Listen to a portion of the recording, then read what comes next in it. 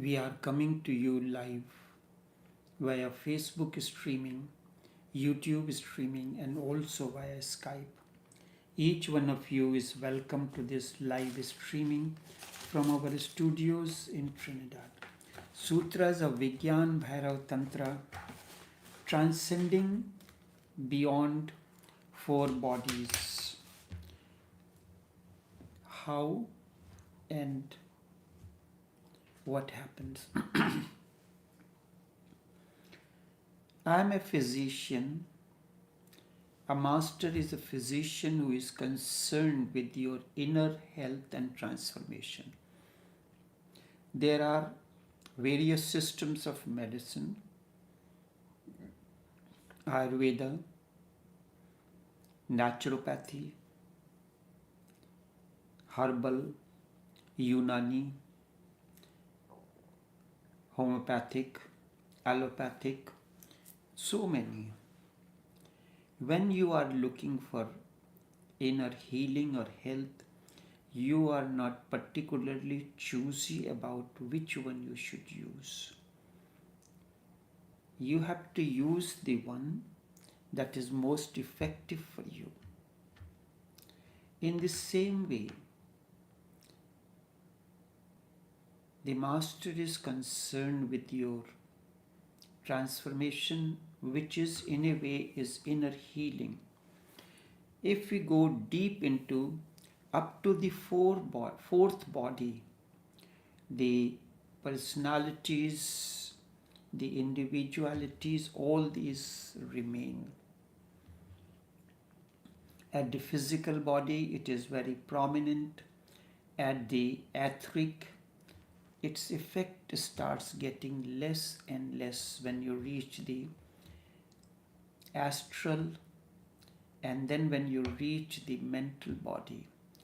Beyond that, everything changes. You are no more, your emotions flow like a man or a woman. There remains only the beingness, the presence. The biological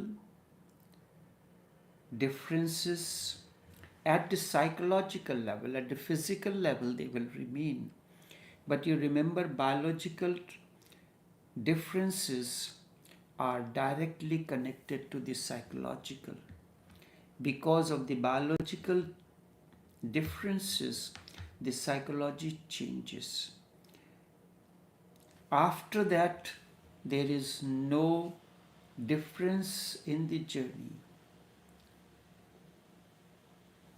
Up to the fourth body, it is significant whether the drop will merge in the ocean or the ocean will merge into the drop. It does not make a difference.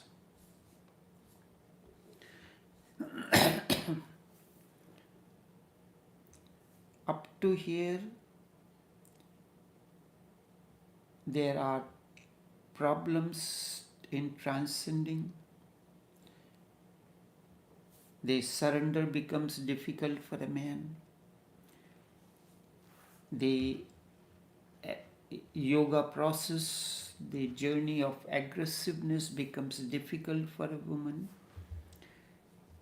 These are very clearly defined in two systems. One is this prosperity, a particular kind of prosperity comes in, which I will take another aspect of 8 different forms of prosperity. Then there is a very important how Adi Shankar explains the personal experience of transcendence beyond the four bodies up to the mind. Because someone asked yesterday, if surrender is complete, will there be ego after that? Where does ego comes in?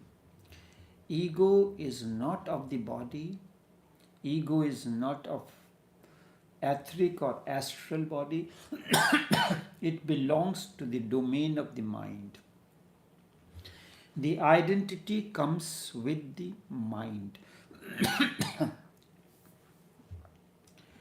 So Adi Shankar, at the age of 8, he is found wandering in Himalayan mountains on a cold winter night. He traveled from the southernmost tip of India, Kerala. Traveling, there was no plane, no helicopter, nothing. How did he reach? Nobody knows. It would have taken very long time walking bare feet and he was in search of a master. But before master accepts a disciple, he wants to know who are you? Are you the body or the intellect or the mind or all that is associated with the mind? There is not much difference between the two male bodies or two female bodies, but the difference is at the mental level.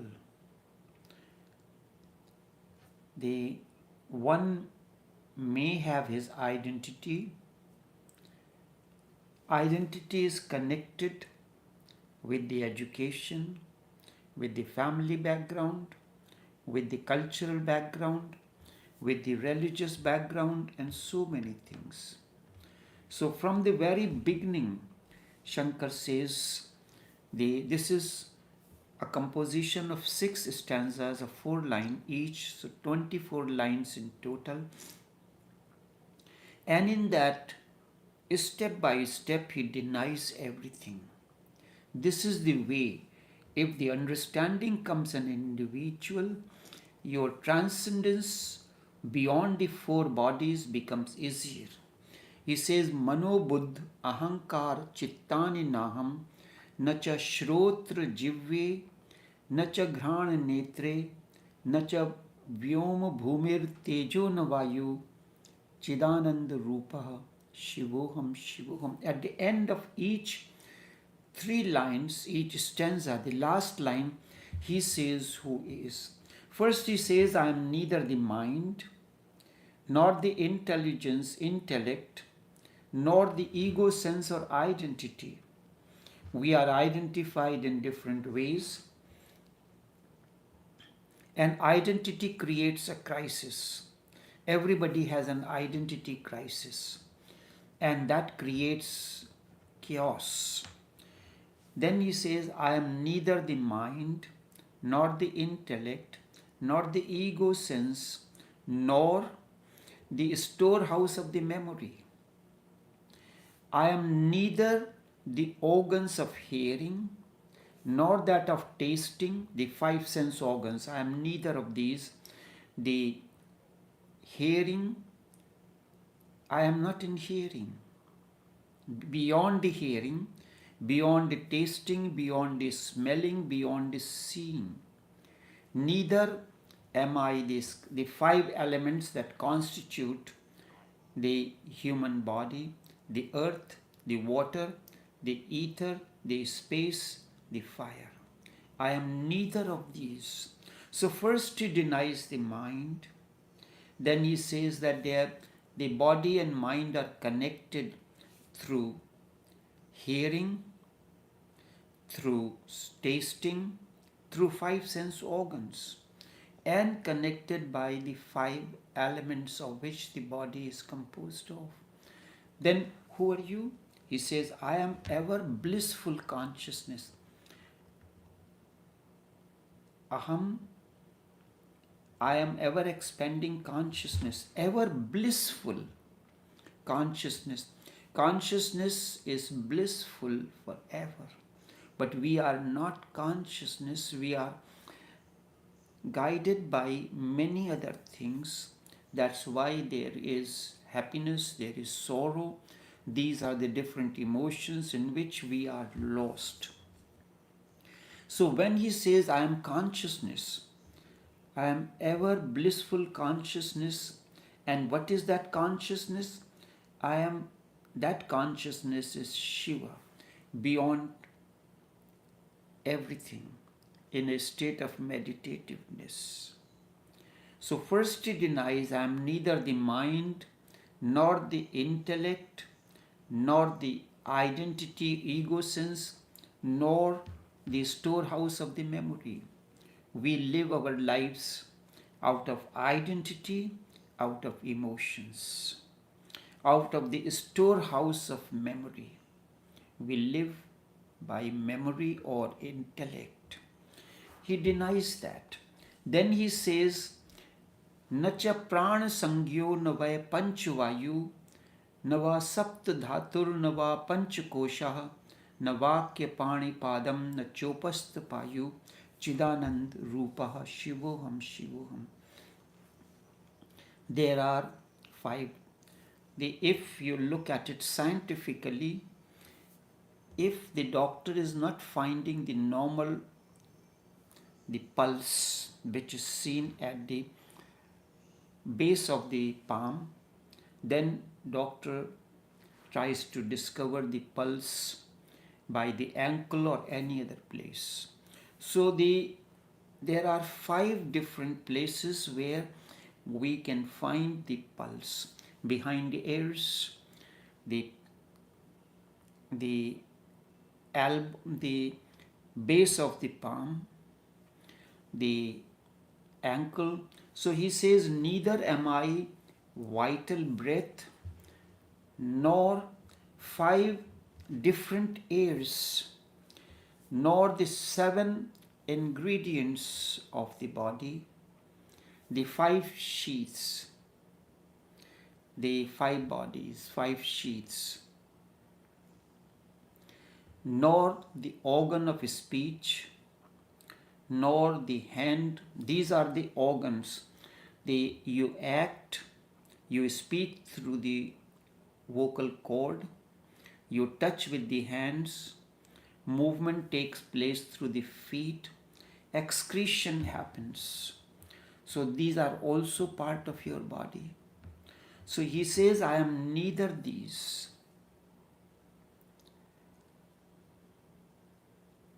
Then, so he denies first the mind, he denies, then he is denying one by one different things of which the human body, the astral body, the physical body, the etheric body, the mental body is composed of. Then I am ever blissful consciousness. I am Shiva. After that he comes in, after denying that which constitutes the body and its various organs, then he says that after your body comes the child. When you look at a baby, he have no jealousy, no hatred, no anger of any kind. As he begins to grow and becomes aware of all these things, the hatred, attachment, greed, infatuation comes in him. So he denies. Now he reaches to that point at the age of 8. न मे राग द्वेषो न मे लोभ मोहो मदो नैव मत्सर्य भावा न धर्मो न चार्थो न कामो न मोक्षः चिदानंद रूपः शिवोहम शिवोहम. I am neither hatred nor attachment. When he is using the word I, you use the word I signifies your identity. Identity as a man, identity, different kind of identity, identities of your status, the social status, your job, your nationality, all these are your status. So your I represents that. When someone transcends that, his I represents that cosmos. represents consciousness. So there is no hatred in him, no, nor any attachment. The master is not attached to anything. All that appears to be is simply an acting that he is performing. The doctor, as a physician, you will know, as long as you are treating a patient, you are concerned about his health and welfare. So, in a way, it can be said doctor is concerned about your health. The moment you attain to healing, is he, as a physician, you will know. You will have your personal experience. You are concerned about a patient only as long as he is not operating as its optimum. So there is no attachment. There is no greed, there is no infatuation, and there is no pride, feeling of envy, jealousy. And he says, I am not bound by religion. There are 4 aspects of religion, means here righteousness. I am not bound by righteousness, wealth, desire, liberation, the 4 aspects of life. According to Hindus, they say there are 4 aspects of life: earth, finance, calm, procreation or the desire, earth, kama, dharma, the righteousness, and moksha, liberation. Up to the 4th body, you are concerned with liberation, and all these things are related with it. The desire. After that,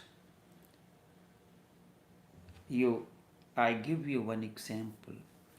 When you were growing up as a teenager, you were concerned with how you dress, how you look. Your focus was to impress the others.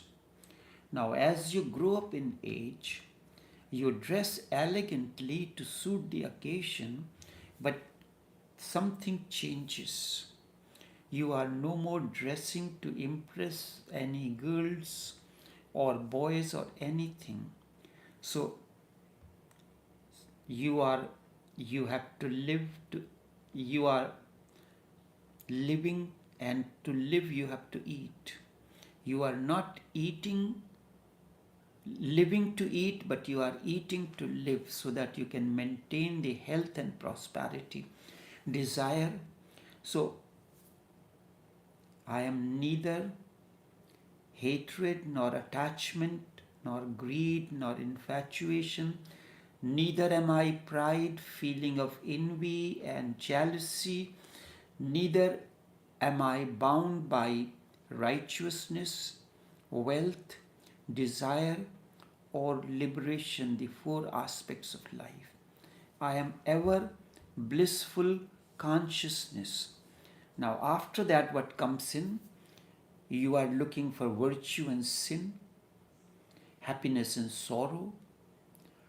Then you are interested in pilgrimages, holy places, the zikr, mantras, scriptures, all these things.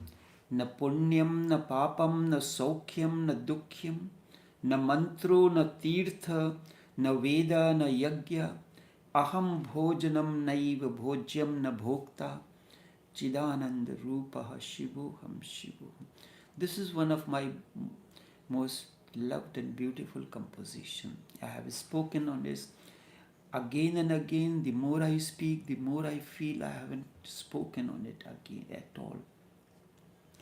Then he says, now neither am I bound by merits, that is virtue, or sin. We are told to be virtuous in life, do not commit any sins. So he said, I am not bound by virtues, neither by virtue nor sin. because my actions are not guided by anything. I am an actor. Actor, when he is performing the, the scene on the stage according to the script, calls for the murder or rape or anything, will this person be punished for that act that he performs on the stage in the court of law? No. Because it is the necessity of the script. So he is not bound by merits. You say that there you have to do good deeds, don't do anything, this. So in the act, in that role as an actor, he may have to lie, he may have to commit certain things. If he had done those things in the actual life, he will be punished in the court of law. But when you are acting on a stage, so the world is fine a stage on which we come to act our part, then you are not bound by these things. So an awakened one, after the fourth body, you reach to that state. You are consciousness. And then the life moves in a totally different manner. It is beyond explanation. Yet still I am trying to give you indications of it, a few hints from here and there, so that you can understand what does it mean. Neither am I bound by righteousness, merits, nor sin, neither by the worldly joys or by sorrows, nothing there. Someone dies, you have performed the role, you are working according to the script that the story writer has given to you. This is the reason that according to the Hindu scripture Ramcharitmanas, this story was written long before by sage Valmiki, and that was enacted by Ram. Neither am I bound by sacred hymns of the scriptures, nor by sacred places, going to the holy pilgrimages. I have never been for any holy pilgrimage, any place. Yes, if there is a possibility to go for as any other sightseeing, it is good enough. I can get the taste of the energy field of a master that you will gain by going to his shrine. That is why I was trying to get it created, a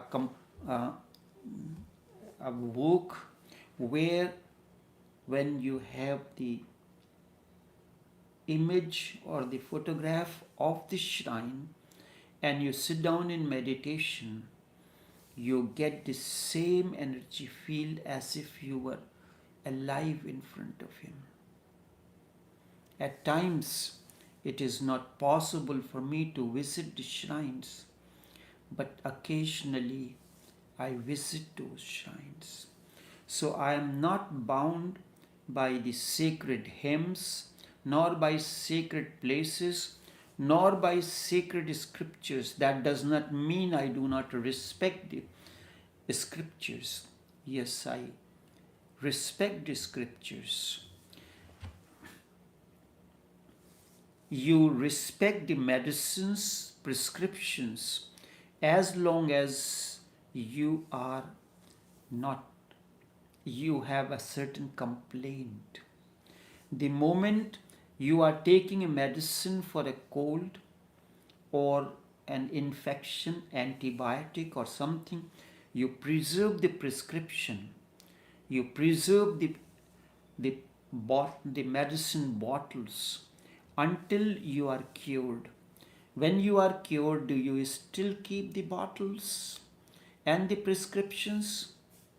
But if you have a materia medica, that is the encyclopedia, you keep it, you do not destroy it, but you do not need it. In homeopathic, it is called materia medica, where each medicine, you can search that in two ways. Firstly, from the sickness or the symptom side. The other, you can look at it from the medicine. Like for instance, the Cantharus vesivorus is a medicine which is made from the poison of a particular kind of a wasp. So its qualities are given to that.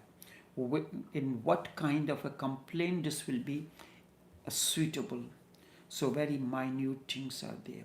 So you do not disrespect the prescriptions, do not disrespect the medicine bottles, but you do not need them. They are like the scriptures for a sick person.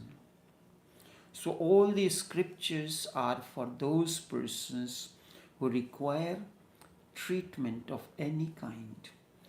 I am neither enjoyment. Enjoyment means experience. You are experiencing something. Nor the object. There are three things: the subject, the object, and that which connects the two. There is something to be, someone to enjoy, something to be enjoyed, and the process that happens between the two. I am neither enjoyment, the experience, nor the object to be enjoyed, the experienced, nor the enjoyer, the experiencer. So the subject. Experience is that which is to be experienced, and the object. You are drinking water, so you are the one who is drinking water. What are you drinking? Water. And what are you doing? Drinking water. The subject, the object, and that verb that connects the subject and object. I am ever blissful consciousness. I am Shiva. That is beyond birth and beyond death. The one that has no end and no beginning. That was before the beginning of the creation. That will be after the end of the creation. In creation and dissolution, consciousness is always there. How that is possible? Recently, there has been a severe earthquake in Syria and Turkey. The buildings have been destroyed, lives have been lost. The buildings, what are these buildings? Forms. Where these forms are situated on the formless land. So the buildings destroyed, the human beings lost their lives. Did the space on which, the emptiness on which these buildings were situated, they also vanished? Introspect. No, they did not. The structure, the form that was there on the formlessness, that destroyed. So you are a form on the empty space, which is consciousness. So consciousness is there, but you as a space of the body, the mind, the intellect, all the other things are not there anymore. So the space was, before the earthquake came, but it was bound in a form. It is there when the destruction has happened, when the debris has to be removed, lives have to be saved and discovered if any more lives can be saved. During this state also that empty space is there, and when all the debris is removed, that space will also be there. And thereafter, when the process of reconstruction will begin, this will still be there, that space.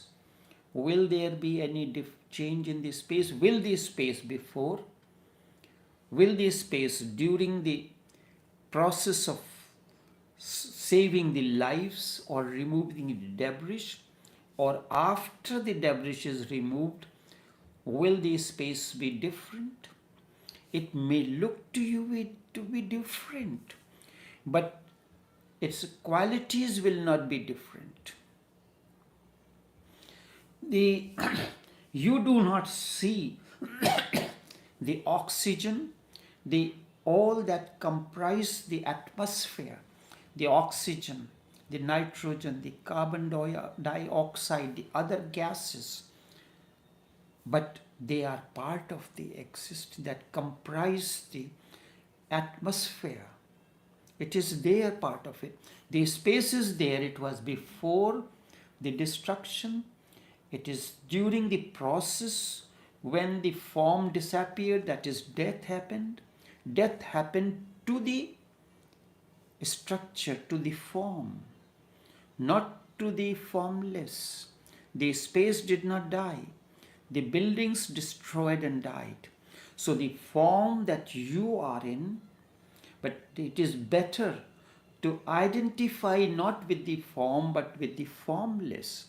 And that identification with the formless is consciousness. Consciousness is that space which was there in the beginning before the creation came. It is there when the creation is there. It will be beyond the creation disappears. I am not bound by anything. I am ever blissful consciousness.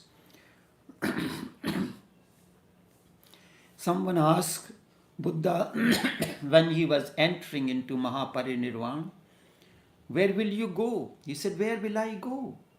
There is nowhere to go. I will dissolve.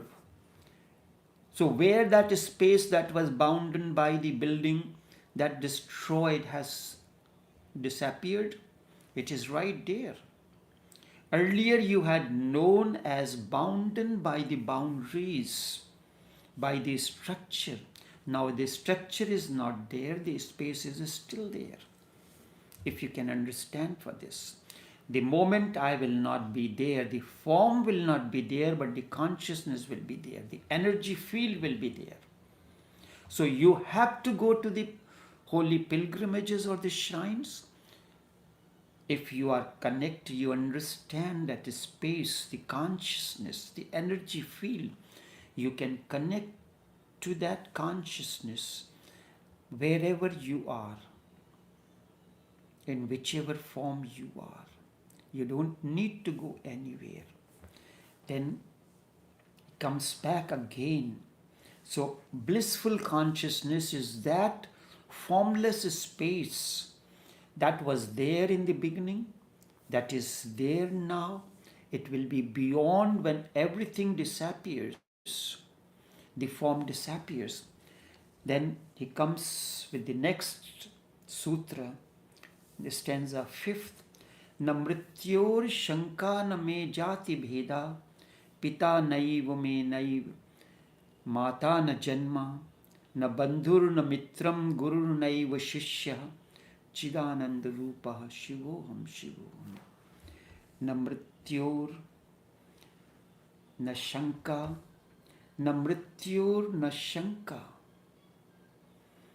We are bound, we are afraid of death. There is fear. We are divided by the caste and distinctions. Hindus have caste. Everyone, every religion has their own caste and distinctions. Islam has 72 different sections. They are known as firqa. Hindus have the same way. And all these 72 firqas distinctions live in harmony with one another to a greater extent in India. Shankar says, neither am I bound by death, nor or its fear, nor by the rules of caste or its distinctions. Neither do I have a father nor mother. The body has father and mother, but consciousness existed before my father and the mother. Consciousness does not belong to my father or mother or anyone. So I have no father, no mother. Neither do I have birth. All the moment a child comes into existence, journey of relationship, bondages begin. The mother, first identification comes with the mother. Because of the mother, child comes to know, this is my father, this is my brother, this is my sister, this is my friend, this is my husband, this is my wife. This is my spiritual master, this is my disciple. Shankar says, I am none of these. I do not have a father, nor do I have mother nor birth. So if I say that to someone who is worldly wisely, even those people who claim to be spiritual, who have a decorative piece as a master, like a masterpiece or a painting in the house. The master is a painting hanging on the wall like a painting, a piece of deco, a very beautiful piece of deco. No. If I say so, I have no master. Oh, what, something wrong with you? You have no father, no mother. You do not have a respect for your parents who gave you birth. I have respect, but you do not. They are my physical parents. As a part of physical parents, whatever my duty is, I have to perform. What is the difference? You have your bedroom, your children have their bedroom. What is your bedroom cannot be the children's bedroom. Children have their own bedroom. So that is where they rejoice, that is where they rest. You rest in your own bedroom. But these boundaries, your bedroom, children's bedroom, the kitchen space, the living room space, the restroom space, is only because it is bound by boundaries, limitations. They identified by the deco. A child's bedroom is designed according to the consciousness of the child. As the child grows, the deco and everything changes in that room. As a child, you may have the toys, may have teddy bears and all these things, but do you have teddy bears in your room? You have computers, you have laptops, you have all other gadgets that are toys for you. So I have no mother, no father, neither do I have birth. If you do not have a birth, there will not be death. Because the space on which your room is built, it simply was created in a particular, on a space bounded by the walls for a specific purpose. So birth is for a specific purpose, to perform a specific role.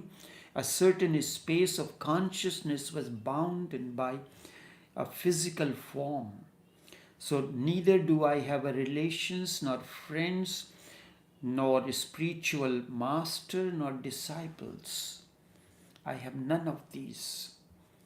I am ever blissful consciousness, that is space that existed before the earthquake came in Syria and Turkey.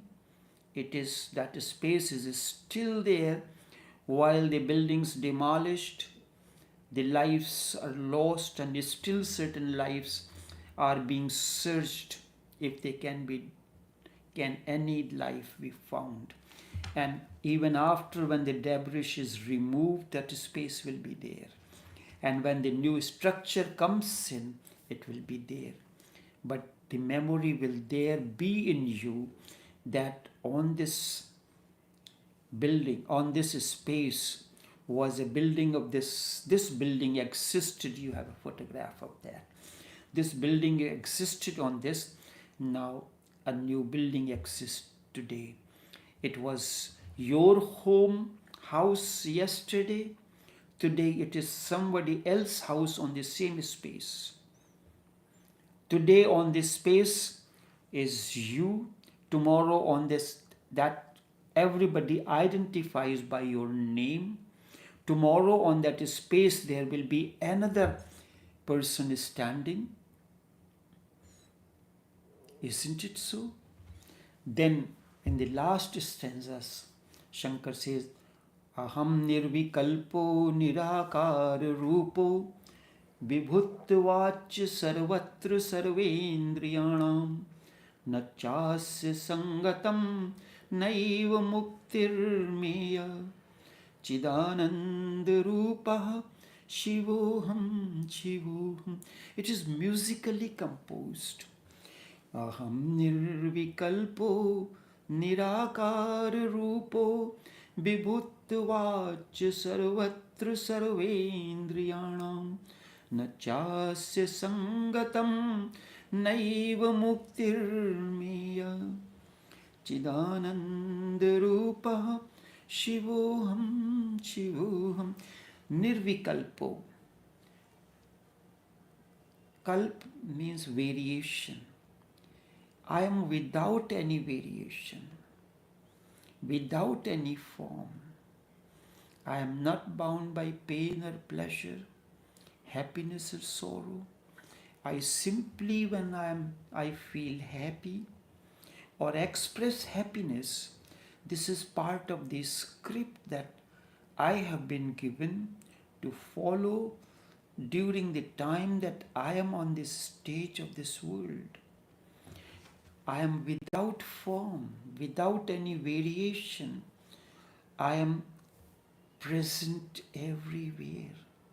I am that empty space that is present in every bounded space in your house, in your restroom, in your kitchen, in your yard, on the street, in the bedrooms, everywhere, present everywhere. That consciousness is not bound by anything. It is free. The space, the air. There is air inside your room. There is a space in your restroom. There is a space in your kitchen.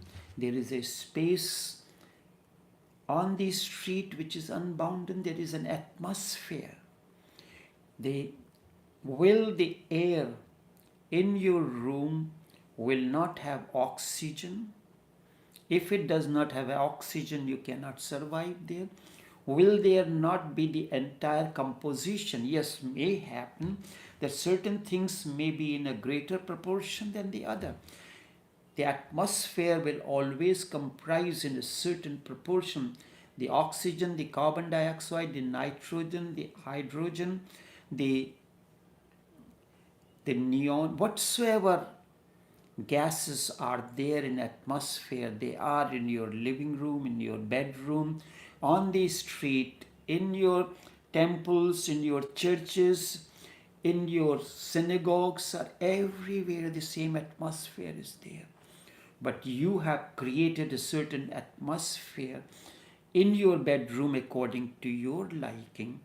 Your wife has created atmosphere according to her liking, the children according to them. I am present everywhere. There is no place where I am not.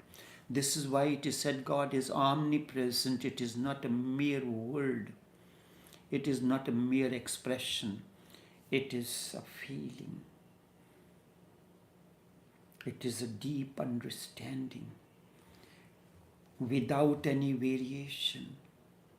If the form or the color of the room changes, the appearance changes, no variation of the decor or the color of the walls or the paintings or hangings will change the space, the atmosphere that is there in your room. You have done this. So I am without any variations, without form, and present everywhere in an unbounded form as underlying substratum. Underlying substratum means in everything which is liquid, water, now first water is there in a certain composition, but water is a composition of carbon, hydrogen and oxygen in a certain proportion. Will the composition of water will change in your cup? Or if you have a metal cup or a gold cup, will the composition of water will change in a gold cup? To you, to your mind, it will appeal more than in an ordinary styrotex cup, but the composition will remain the same. In forms, whether it is in the form of a frozen ice or in a liquid form or in the steam, will the composition of water change? Or instead of 2 molecules of hydrogen and 1 molecule of oxygen, H2O, will there be different in a styrotex cup, in a glass cup or in a metal cup? Substratum, which forms the everything I am, that remains the same. I am underlying substratum in everything, in every liquid, whether it is a medicine, elixir, every fluid, it has the composition of carbon and hydrogen and oxygen. In a certain composition, when hydrogen and oxygen interact with one another, water element is formed. It is very scientific. Substratum of everything, and behind every sense organ. That consciousness is behind every sense organ. Sometimes it is covered by hatred, jealousy, or this or that, and so. Neither do I get attached to anything, nor get freed from anything. So how that possible? Everyone wants to leave the attachment and wants to attain freedom. If you are not attached to anything, how would you look for freedom? That's why Osho had one, the goose is out. Everyone, it is said that a goose was caught in a bottle. How to take out the goose without breaking the bottle or without destroying the goose? So these kind of a Zen cones are there. How that could be possible? When you are not bound by birth, then how can you be bound by death? But you have to complete the sentence. When you are not attached to anything, then why would you want freedom? And freedom from what? You are not in the room, you want to come out of the room. You are already outside.